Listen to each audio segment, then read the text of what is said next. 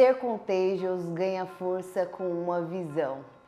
Nós olhamos para a história de Neemias e nós vimos que diante de uma situação difícil, em que as pessoas estavam sofrendo, Neemias buscou a Deus, ele jejuou, ele orou, entendeu o coração de Deus, recebeu o coração de Deus para aquela situação e ele agiu. Diante do rei, ele pede para o rei aquilo que ele precisa para reconstruir os muros. Então ele sai em viagem ao encontro das pessoas que estavam em Jerusalém e ele passa dias ali examinando, entendendo as necessidades. Então ele chega diante das pessoas, ele testemunha a respeito daquilo que Deus já havia feito até ali, usado uma grande autoridade ou a maior autoridade política daquele tempo para abençoar o povo de Deus, dando todos os materiais e o que eles precisavam para fazer aquela grande obra. E Neemias não falou como alguém que não conhecia as necessidades daquelas pessoas. Pelo contrário, ele sabia exatamente do que ele estava falando e como aquelas pessoas estavam sofrendo pela falta dos muros, que causava a eles humilhação, desproteção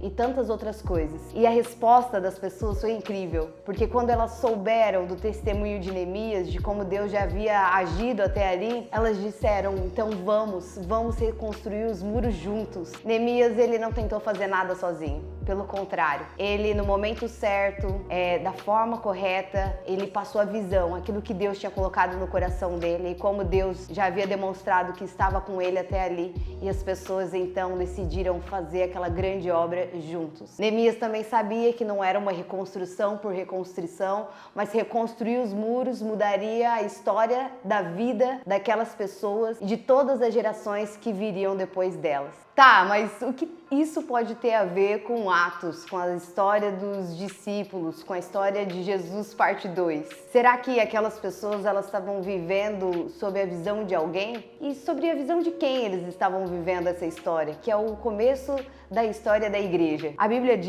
conta em Atos capítulo 1, que Jesus aparece pelos discípulos pela última vez. Jesus já tinha passado seus anos aqui na terra ensinando os discípulos, demonstrando através de tantos milagres o poder de Deus. Ele já havia morrido, ressuscitado e agora ele passa 40 dias ensinando os discípulos, e essa é a última aparição de Jesus. E nesse momento os discípulos perguntam para ele: quando Israel vai ser restaurado? Quando vai ser a restauração de Israel? E Jesus diz: não compete a vocês saberem. Eu acho isso muito louco, porque passaram tantos anos, mais de 400 anos desde a reconstrução dos muros de Jerusalém, e eles ainda estavam perguntando sobre a restauração de Israel. Mas Jesus continua dizendo: vocês receberão poder quando o Espírito Santo descer sobre vocês, e serão minhas testemunhas em Jerusalém, em toda a Judéia e Samaria e até os confins da terra. Jesus está dizendo que eles poderiam esperar e confiar, porque ele enviaria o Espírito Santo, que iria capacitá-los a serem testemunhas de Jesus por onde quer que eles fossem. A história continua. Jesus sobe aos céus e uma nuvem o cobre diante dos olhos